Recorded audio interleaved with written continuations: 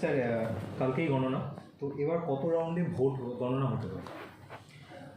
রাউন্ডের ব্যাপারটা আসলে ভ্যারি করছে আমাদের, যেহেতু এক একটা পার্লামেন্টারি কনস্টিটিউয়েন্সির ইলেক্টার্স বলুন তার সংখ্যা আলাদা, তো সেটা মাথায় রেখে আমাদের খুব র্যাশনালাইজড ওয়েতে আমরা ভেবেছি এবং সেই মতো করে ডিস্ট্রিক্ট ইলেকশন অফিসার কাম ডিস্ট্রিক্ট ম্যাজিস্ট্রেট আমাদেরকে তার যে প্রপোজাল ছিল ইলেকশন কমিশন সেটাকে মান্যতা দিয়েছেন, সেই মতো করে আমাদের বেশিরভাগ ক্ষেত্রেই 14 থেকে 21-এর মধ্যে টেবিল এবং সিমিলারলি 14 থেকে 21-এর মধ্যে আমাদের রাউন্ড সংখ্যা আছে।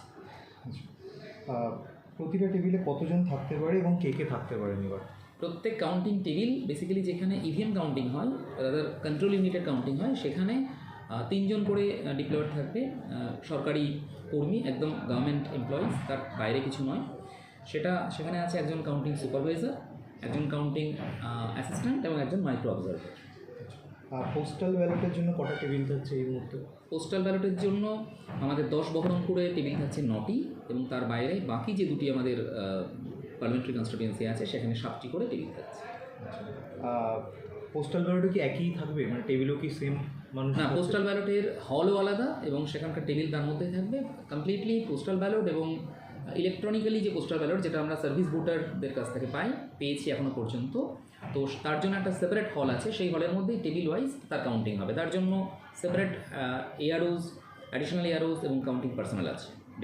3টি লোকসভা এবং 1টি উপনির্বাচন, তো এর কোথায় কি রাউন্ড চলবে যদি একটু কোন কলেজের সাথে কাউন্টারটা পড়ছে? আচ্ছা, আমাদের যে ভেন্যুগুলো আছে, যেটা ইলেকশন কমিশন আমাদেরকে অ্যাপ্রুভাল দিয়েছেন, তাতে করে আমাদের 9 জঙ্গিপুর পার্লামেন্টারি কনস্টিটিউয়েন্সির যে কাউন্টিং সেটা হচ্ছে জঙ্গিপুর পলিটেকনিক ইনস্টিটিউটে, 10 বহরমপুর পিসির জন্য এই কাউন্টিং হচ্ছে আমাদের বহরমপুর গার্লস কলেজে, 11 মুর্শিদাবাদ পিসির রেসপেক্টে কাউন্টিং বা ভোট গণনা হচ্ছে কৃষ্ণনাথ কলেজে, এবং 62 ভগবানগোলা অ্যাসেম্বলি কনস্টিটিউয়েন্সির যে বাই ইলেকশনটি হয়েছে তার যে গণনা সেটি হচ্ছে বহরমপুর কমার্স কলেজ।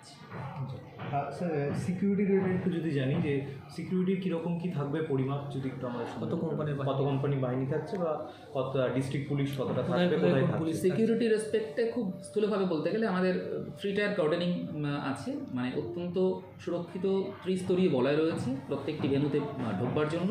সেখানে ডিএফএমডি থাকবে, দ্যাট ইজ মেটাল ডিটেক্টর থাকবে প্রত্যেকটা গেটে। মেটাল ডিটেক্টরে আগে অ্যাক্সেস করতে হবে, then followed by I card দেখাতে হবে, এবং একদম আউটার পেরিফেরি, যেটা আউটার মোস্ট যে পেরিফেরি আছে, সেখানে থাকবে আমাদের district police, followed by second cordon, যেটা সেখানে আছে আমাদের ডিপ্লয়েড আছে স্টেট আর্মড পুলিশ, এবং ফাইনালি ইভিএম স্ট্রং রুমের বা ইভিএম কাউন্টিং হলের যত কাছে আমরা পৌঁছবো সেখানে আছে সেন্ট্রাল ফোর্স। প্রত্যেক ভেন্যুতে 2 কোম্পানি করে সেন্ট্রাল ফোর্স থাকবে পর্যাপ্ত, even if in respect of Baharampur by election. মানে একটা প্রার্থীর ক্ষেত্রে কতজন করে মানে সদস্য থাকতে পারে, মানে কাউন্টিং এজেন্ট? এটা তো আচ্ছা, কাউন্টিং এজেন্ট নিয়োগ করা হয় প্রতি টেবিল পিছু, মানে যতগুলি টেবিলে কাউন্টিং হবে, কি পোস্টাল ব্যালট বা ইভিএম কাউন্টিং, সেখানে প্রতি টেবিলে প্রত্যেক যে আমাদের ক্যান্ডিডেট আছেন তারা একজন করে কাউন্টিং এজেন্ট সেখানে নিয়োগ করেছেন। ভেতরে সিসিটিভি এবং ভিডিওগ্রাফির ব্যবস্থা কী রয়েছে? একই সঙ্গে সিসিটিভি থাকবে প্রত্যেকটি কাউন্টিং হলে, এবং তার সঙ্গে ভিডিওগ্রাফি হতে থাকবে 24x7 আওয়ার্স। আর স্ট্রং রুম কখন খোলা হবে এবং কখন কাউন্টিং শুরু হবে? স্ট্রং রুম খোলার জন্য যে প্রেসক্রাইব টাইমিং আছে সেটা আমরা প্রত্যেক ক্যান্ডিডেটকে এবং তাদের ইলেকশন এজেন্টকে আমরা ইন ডিউ টাইম আমরা নোটিশ ইস্যু করে জানিয়েছি তাদেরকে, তারা প্রত্যেকে এ ব্যাপারে অবগত। তো স্ট্রং রুম খোলার ওপেনিংয়ের টাইম হচ্ছে ইউনিফর্মলি 6:30, 6:30, এবং কাউন্টিং শুরু হবে ঠিক 8টার সময়, সকাল 8টায়। প্রথমে শুরু হবে আমাদের পোস্টাল ব্যালট এবং এটিভি বেসের কাউন্টিং, ফলোড বাই আমাদের ইভেন্ট কাউন্টিং। আপনার নামটা? আমার নাম লিটন সাহা, আমি ভারপ্রাপ্ত আধিকারিক, জেলা নির্বাচন দপ্তর।